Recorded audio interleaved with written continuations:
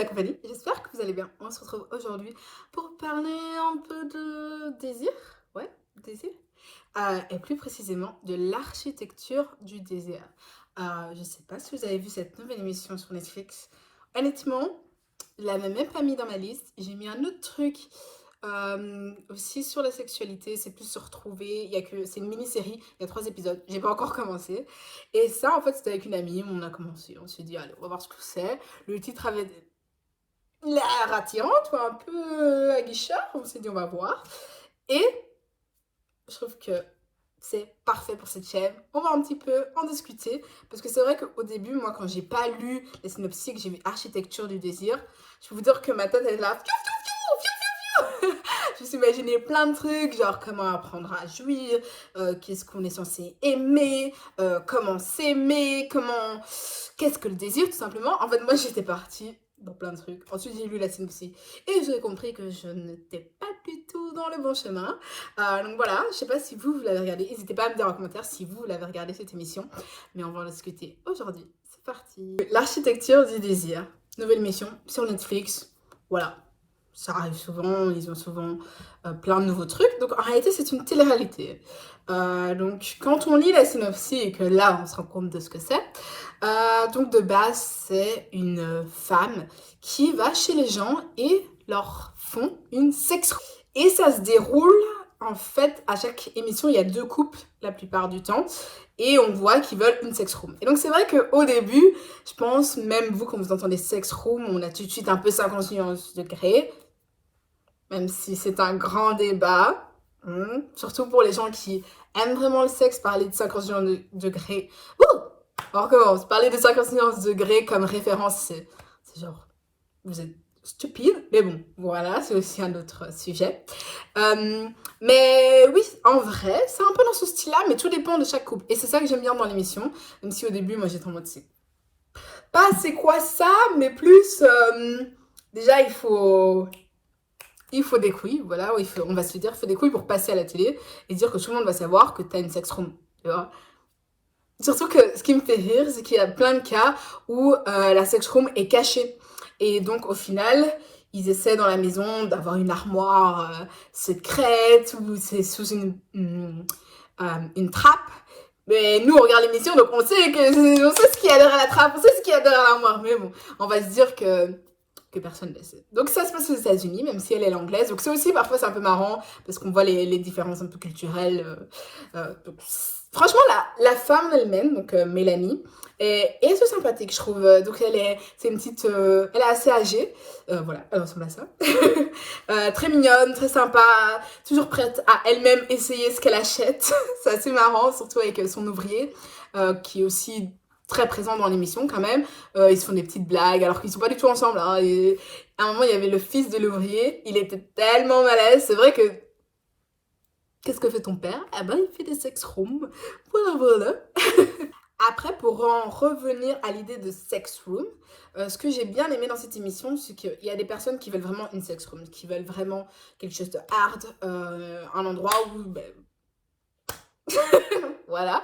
Mais il y a aussi un couple, par exemple, tout ce qu'ils voulaient, c'était un lieu où se retrouver, quelque chose de classe, douillet, qui donne envie d'être ensemble, d'être à deux.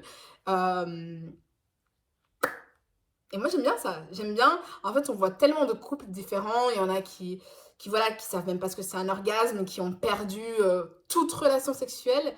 Et ouais, c'est assez mignon au final.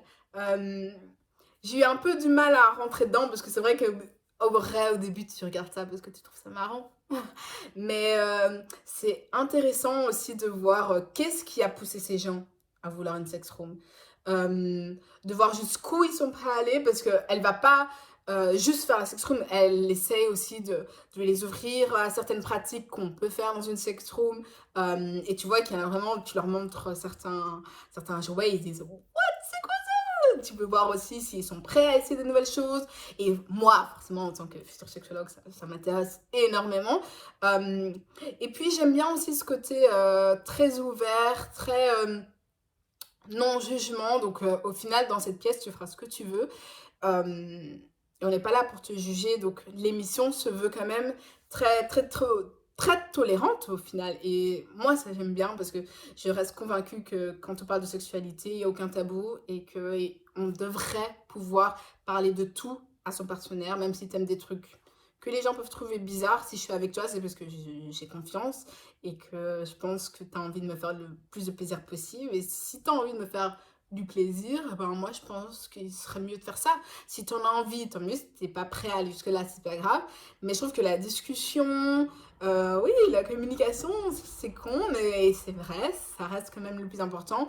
Et vouloir le plaisir de son partenaire, je pense que ça passe aussi par la sexualité, même s'il y a des asexués, bien évidemment, il n'y a pas de souci.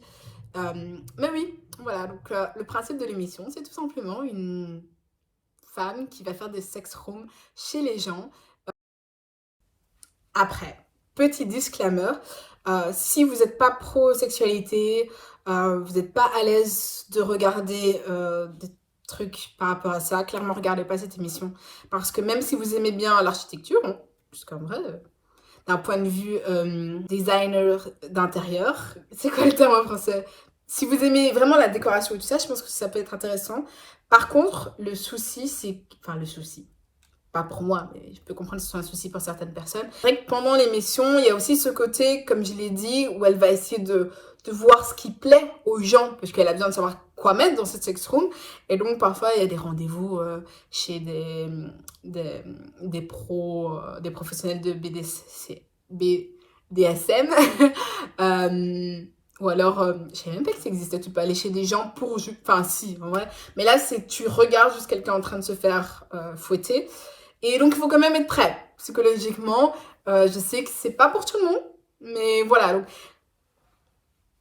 soyez ouverts. En vrai, dites-moi si vous avez regardé le premier épisode ou si vous allez regarder le premier épisode après cette vidéo. Parce que je pense que même d'un point de vue sexuel, si vous avez envie d'apprendre à faire de nouvelles choses, ça peut vous donner des idées. Et pourquoi pas en fait. Peut-être juste le premier épisode et déjà pour voir que ça existe, tu vois. Et pourquoi pas. Est-ce que moi j'aurais envie d'avoir une sex room plus tard? C'est vrai que je sais pas, vraiment une question qu'on se pose, tu vois. Mais je trouvais ça intéressant et encore une fois, ça me permet d'avoir un esprit plus ouvert, donc c'est cool. Donc en vrai, je recommande si vous êtes ouvert sur la sexualité et sinon, je pense pas. Franchement, passez votre tour et voilà. J'espère que cette vidéo vous aura plu. On se retrouve vite. Je vous fais de gros bisous. Non, je vous souhaite beaucoup d'amour et je vous fais de gros bisous. Mouah.